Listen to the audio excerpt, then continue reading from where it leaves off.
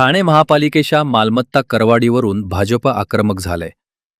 महापालिकेच्या महासभेत मंजूर करण्यात आलेल्या करवाढीला भाजपच्या 28 नगरसेवकांनी विरोध दर्शवलाय. मंजूर प्रस्तावानुसार निवासी मालमत्तांवर 12% तर वाणिज्यिक मालमत्तांवर 20% करवाढ होणार आहे. या करवाढीमुळे सामान्य ठाणेकरांवर अतिरिक्त आर्थिक भार पडणार असल्याचा आरोप भाजपनं केलाय.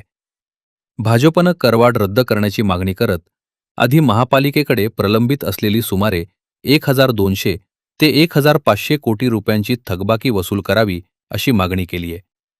या करवाढीला विरोध करणाऱ्या पत्रावर भाजप गटनेते मुकेश मोकाशी यांच्यासह 28 नगरसेवकांच्या स्वाक्षऱ्या आहेत. तसेच करवाढीचा निर्णय रद्द करण्यासाठी मुख्यमंत्री देवेंद्र फडणवीस यांच्याकडेही मागणी करणार असल्याचं भाजपकडून सांगण्यात आले. आता ठाणेकरांवरचा हा अतिरिक्त करभार मागे घेतला जाणार का, याकडे सर्वांचं लक्ष लागलंय. की म्हणजे भारतीय जनता पार्टी आणि शिवसेना महायुती म्हणून लढून आलेलो आहोत. महायुतीचं सरकार आज स्थापन झालेलं आहे. पहिल्या 2-3 महासभेमध्ये त्यांनी जो चुकीचं वागणूक केलं तर त्याला आम्ही जाब विचारला. त्यानंतर गेल्या 2 महासभा ह्या सुरळीत पार पडल्या. आताही म्हटलं की त्याच धर्तीवरती सगळ्या विषयावरती चर्चा होईल आणि समाजशास्त्रानुसार सभा पार पडेल. परंतु मित्र पक्षाने शेवटच्या वेळेला ह्या करवाढीवरती जो मोठा विषय आहे ठाणेकरांसाठी, तर त्याच्यावर चर्चा न करता डायरेक्ट दुखवटा ठराव करून मंजूर केलं. ह्याचा आम्ही निषेध करत आहे आणि हे फार चुकीची वागणूक त्यांनी दिलेली आहे. पण काल महासभा संपली, त्यानंतर बराच वेळ निघून गेलेला आहे. सकाळी आपल्याला प्रतिक्रिया द्यायला वेळ झालेली आहे. आमदारांनी प्रतिक्रिया दिल्यानंतर आपल्याला निषेध करावासा वाटला आहे का? पण आमदारांनीच्या आधीच आमचं पत्र एक ड्राफ्ट झालेलं आहे आणि आम्ही आमच्या नगरसेवक जे काय बाहेर आहेत राहायला लांब, त्यांच्या सहाय्या घेण्यामध्ये आमचा वेळ गेला आणि आमची भूमिका सभागृहात आम्हाला मांडायची होती. जी जर 104 कोटीची वाढ 104 कोटीची थकबाकी म्हणजे 104 कोटी वाढीव उत्पन्नासाठी जर ठाणेकरांवर कर लादला जातोय, तर त्याच्या पार्श्वभूमी अजून वेगळी आहे. कारण हजारो कोटी येणे बाकी आहे. मग त्याकडे का दुर्लक्ष केलं जाते? आणि त्याच्यात मी यादी बघितली तर मोठे मोठे हॉस्पिटल्स आहेत, मोठे मोठे बिल्डर्स आहेत.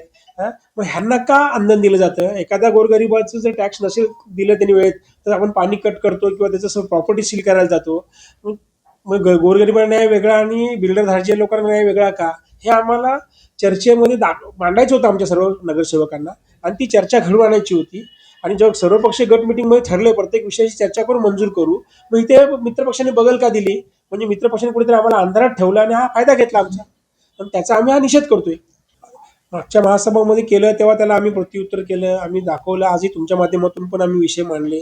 त्याच्यानंतर गेल्या 2 महासभा मित्रपक्षाने सभाशास्त्रानुसार घेतल्या आणि सभाही चांगल्या केल्या. आता पण तशीच स्थिती होती. सुरुवातीपासून सभा चांगल्या पद्धतीने चालली होती. पण जेव्हा कर विषय जेव्हा आला, तर यायच्या विषयी डायरेक्ट त्यांनी दुखवटा ठराव मंजूर करून दुखवटा ठराव लगेच घेतला आणि विषय संपवला. हे कुठेतरी मित्रपक्षांनी आम्हाला धोका दिलेला आहे आणि भविष्यात आम्ही नक्कीच काळजी घेऊ. म्हणजे आम्ही जाणार, कारण सारखं जर असं होत असेल तर आम्ही मागे सन्माननीय प्रदेश सदस्य रवींद्र चव्हाण साहेब यांनी आले, त्यांच्या अध्यक्षतेखाली आमची एक बैठक झाली. त्या बैठकीमध्ये पण आम्हाला आज मित्रपक्ष म्हणून आपण तेव्हा त्यांनाही वरिष्ठांशी चर्चा करून आपण सांगतो बोलले. त्यानंतर 3 महासभा व्यवस्थित चालल्या, 2 महासभा, ही 3री महासभा ही त्याच पद्धतीने चालेल अशी आम्ही विश्वास व्यक्त केला आणि त्या भरोश्यावर आम्ही चाललो. पण वेळ आली जेव्हा करवाढीचा विषय, तेव्हा त्यांनी लगेच दुखवटा ठराव करून मंजूर करून घेतलं. ही कुठेतरी दुपट्टी भूमिका मित्रपक्ष करतोय हे आता आम्हाला दिसून आलं.